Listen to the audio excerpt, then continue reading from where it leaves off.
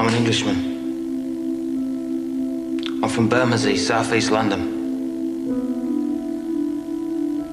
My father was called George. He was also from Bermondsey. His father, another Bermondsey man, was called George too.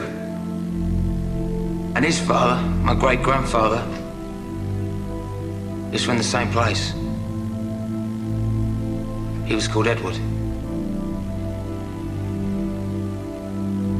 These 3 generations of my family were in the fish trade.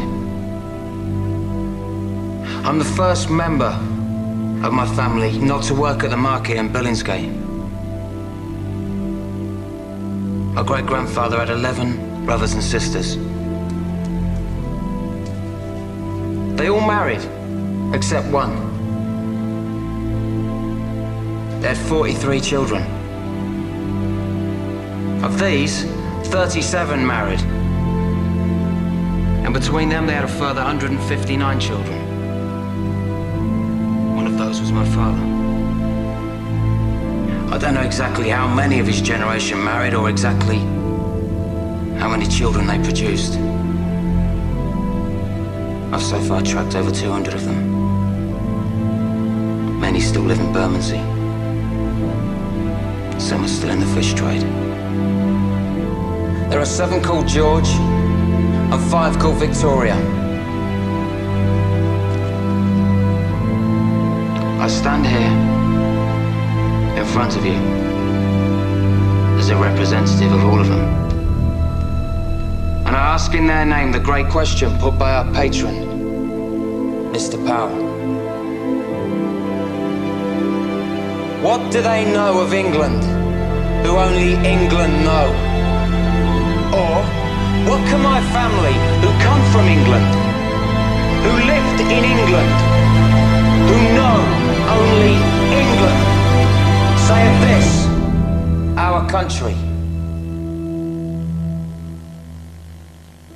Mr. Powell once spoke of the destruction of ancient Athens and the miraculous survival in the blackened ruins of that city of the sacred olive tree, the symbol of Greece, their country. And he also spoke of us, the English, at the heart of a vanished empire, seeming to find within ourselves, like one of our own oak trees, the sap rising from our ancient roots. And he said, perhaps after all, we who have inhabited this island fortress for an unbroken 1,000 years, brought up, as he said, within the sound of English birdsong, under the English oak, in the English meadow, beneath the red cross of St. George, it is us who know most of England. And I appreciated him for saying that, because it was as if he spoke for my family, who understand well their own country,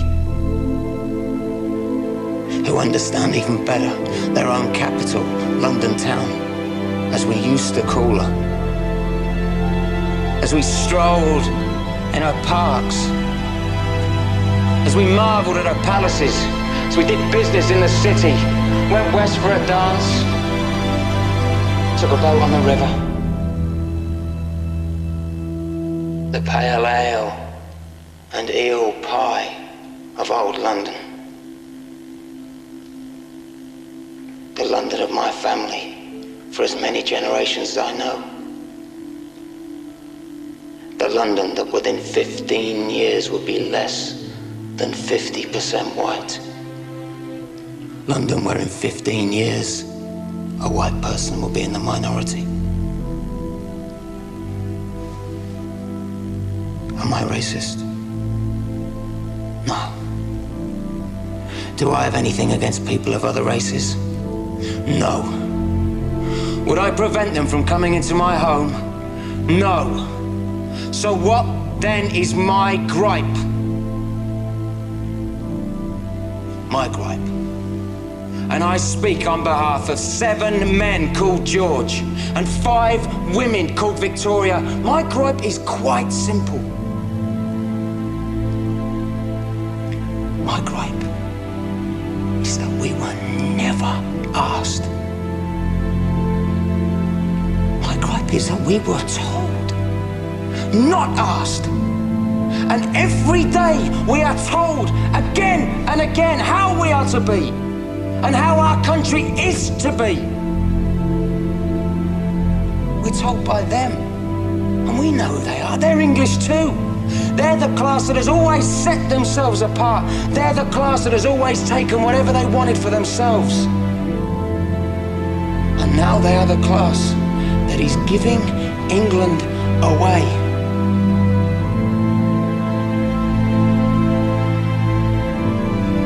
They have never asked us, and they never will. Do we allow them to sell our heritage? Or is it time for us to speak? To speak. To refuse them the right to give away our holy, our bountiful, our only England that has nurtured us naked, grown us as the oak.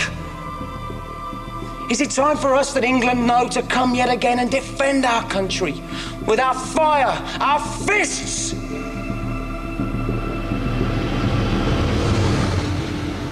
Is it time for our sons to rise again?